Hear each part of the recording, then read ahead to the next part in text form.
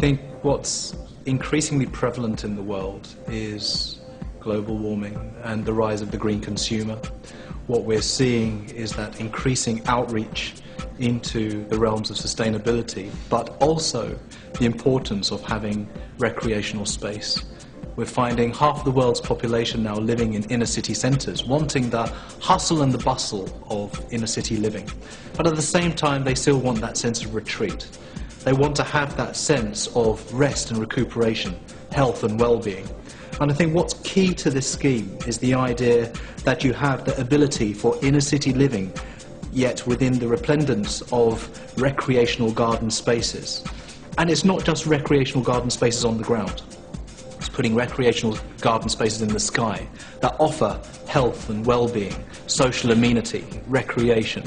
So what is central to the scheme is the idea of open space, and the open space that has a huge benefit to the occupants and those city dwellers, those families, those double income, no kids yet generation, so that there's a real sense of buzz and community. So open space is key. One of those key elements to the design within that open space is a recreational beach facility. I mean, it's going to be such an iconic feature. I don't think there's been anything like this in the world that is so interesting in that it's a beach within the city.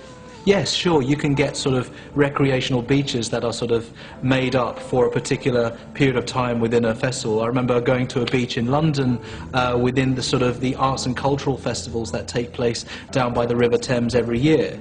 But nevertheless, that's just a short period of time. This is a 24-hour, 12-month a year, 365 days a year environment that people will be able to enjoy.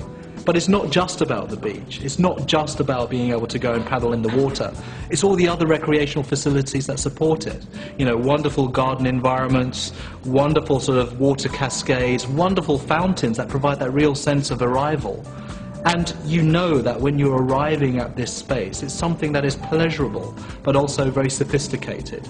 There is this balance between being playful and being upmarket. And so I think it'll be a destination that people will come to understand and respect. In many respects, it's following that sort of adage by the urban historian Jan Gale. It's places, people, buildings, and in said order, please. What it means is that we're able to try and create places that people can enjoy.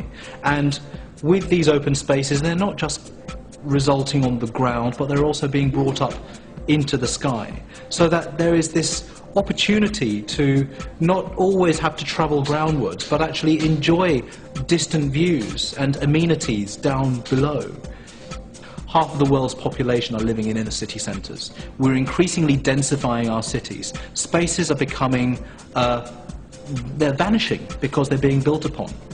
What luxury there is the open spaces. So yes, we can all sort of wax lyrical about the depletion of natural resources. Yes, 80 million barrels are consumed on a daily basis, which is equivalent to 5 pyramids of Giza being filled on a daily basis.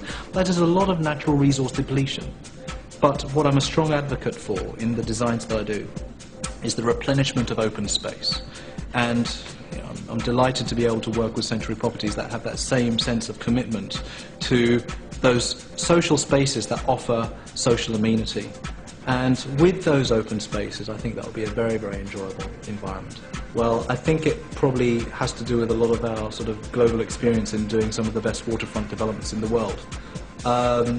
We've been designing probably the largest track of development along the River Thames in London over the last 20 years, including Battersea Reach, Vauxhall Tower. Vauxhall Tower, by instance, will be the tallest residential tower in Europe when completed in 2011, which won plaudits for its green capabilities. For example, the roof turbine on top of the roof develops 10% of the building's energy, which is no mean feat. We are faced with a situation now that people can fly where they want, when they want. The cost of air travel has come right down through sort of low-cost carriers like AirAsia, for example. The site in Bickerton is perfectly accessible by air, by rail, by car. So there's a real opportunity for this ease of movement, which any young aspiring family or professional needs. whether it's being able to take your child to the school or whether it's kind of jumping on a plane to go to a business trip in Singapore, there is that ease of movement that is key to modern 21st century living. So all of those sort of qualities of ease of movement and quality of lifestyle so that I can feel healthier, I can enjoy my space, are present in this scheme. Gone are the days that you can just stick in a pool and actually create 1, 2, 3 bedroom units and say this is what the market wants. No, it is about understanding the day in the life of the individual. What does a double income, no kids yet family want? What does a young teenager want? What does a family want? You need to get into that mindset, and that is true sustainability. And it's encouraging that there are developers like Century Properties that are actually embracing the green agenda, embracing sustainability, and understanding that sustainability just isn't about sticking a wind turbine on top of a building or putting photovoltaic cells on top of the building. It's good back to basics design.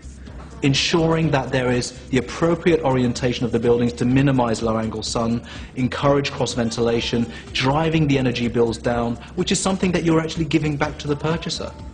I mean, I've worked with some of the great developers in the world and have been very fortunate to do so.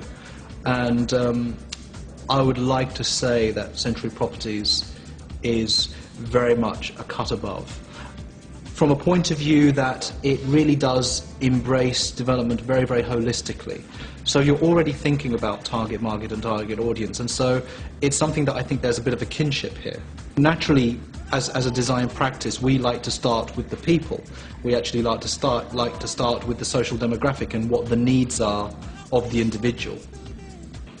But you're doing this. You actually think about those individuals that will be moving into the properties. You're actually starting from that sort of grassroots level. You're not giving me an area Excel spreadsheet of putting in a certain number of rooms with a particular square meterage on day one. We're able to have this sort of collaborative conversation that allows us to come up with a design that is very much in line with 21st century living, in line with movement, in line with the qualities of the open spaces. That really is something that the majority of the top-end developers in the world are understanding. Yeah, I mean, I think it's very important. We can no longer just basically turn a blind eye to the fact that there are people out there who've watched The Inconvenient Truth. They've seen Al Gore wax lyrical about the global warming. So we need to realize that, yes, we need to be saving our planet. And certainly one of the key design aspects, in addition to the open spaces and the wonderful, pleasurable environments that the people can enjoy in Azure, is the sustainable element. Looking at various sort of features that sort of minimize solar gain, reduce heat island effect, incorporate opportunities for natural ventilation, good quality daylight penetration, thus reducing the need for artificial lighting. All of these are back to basics approaches that don't necessarily add cost. Well, I mean, we are doing a very, very large project, which is actually 4 times bigger than Manhattan. This is basically demonstrating that sustainability can move from the micro scale of a carbon neutral house through to the macro scale of a complete city.